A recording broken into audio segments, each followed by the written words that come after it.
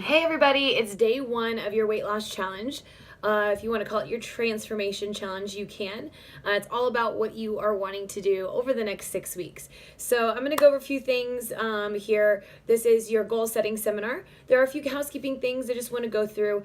First off, if you go to www.lizjavier.com/OTF, that's going to be a place where you're going to find a lot of your information. So already there is this video. It is also your work place where you can go download this goal setting worksheet, and then you can also go there anytime you want to keep up to date with events and stuff like that. Also, I'll post it on the Facebook group, and I'll be emailing it as well. So you have access to it several different ways. If you don't have access to certain things, please let me know so that way I can get it to you. Before we get started with the challenge, it's always good to set some goals. So I want to talk about what this challenge really means to you.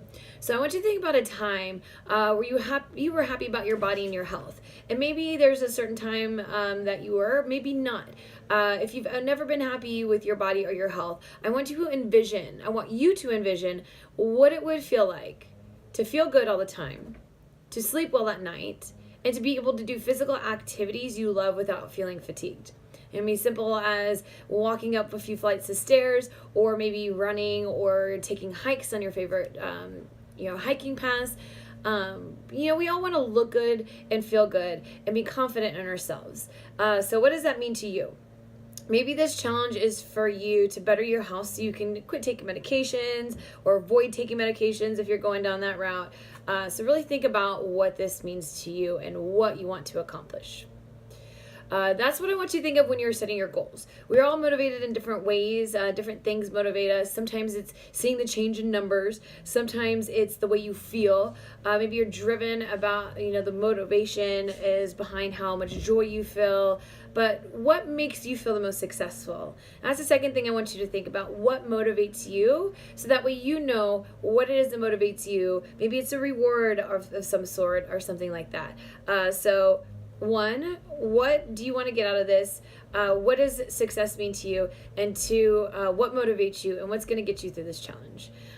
So now let's get on to our goal setting. If you haven't already, it should be in our group documents. It's also in an email I'm going to send you on Tuesday morning.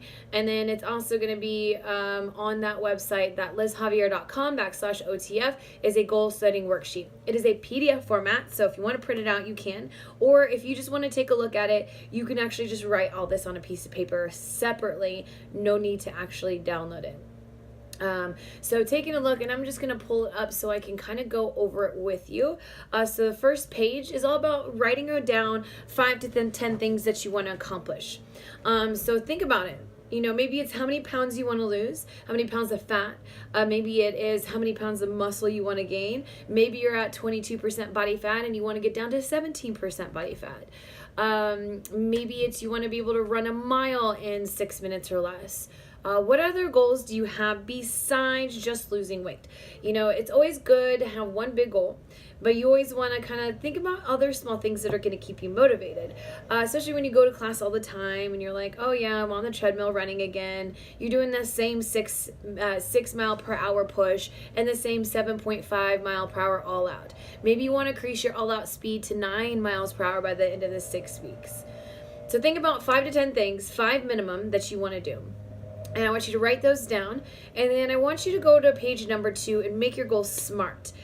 So whenever I talk about SMART goals, they're smart. But what SMART stands for is specific, measurable, achievable, relevant, and time-bound. So being specific, so losing weight is a good goal. Feeling good is a good goal. But being specific, I have 22% body fat right now, and I want to go to 17%. Reducing body fat is a good goal, but be specific. And that's what kind of leads into number 2, measurable. How can you measure it? So instead of just saying, I want to lose weight, I want to lose specifically 5 pounds. So going back to specific, what do you want to accomplish? Make it like a mission statement.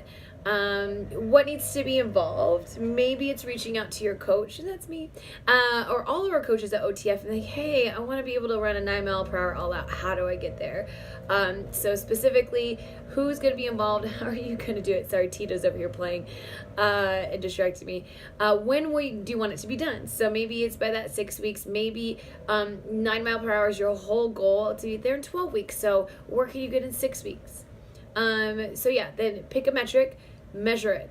Sometimes the pounds on the scale is just not enough. Maybe you want to measure. I already sent out how to measure success. That was the first worksheet I sent out to you last week. If you didn't get it, let me know. I'll also post it in the group, and I'll post it on the website too. So I'll get those things there.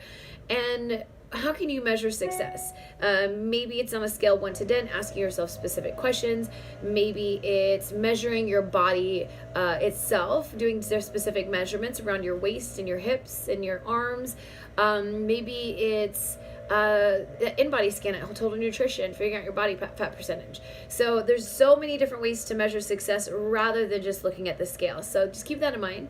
You want to make it achievable. And we'll talk about that here a little bit more in depth.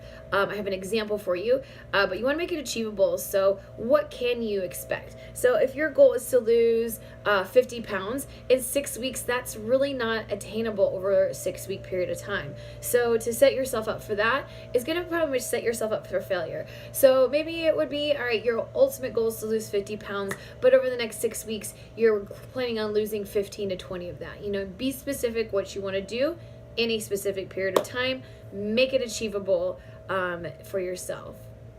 You also want to make it relevant. Focus on something with a broader picture.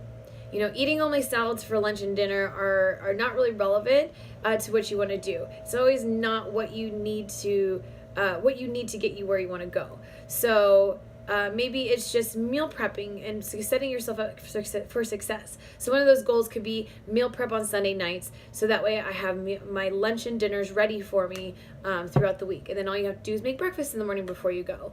Maybe it's making sure you get a protein shake and a good meal in within an hour of your workout, so that way you can start getting into recovery. Your body needs that fuel to recover, and also so you have energy for the rest of the day. Last one is time bound. So making a deadline for yourself.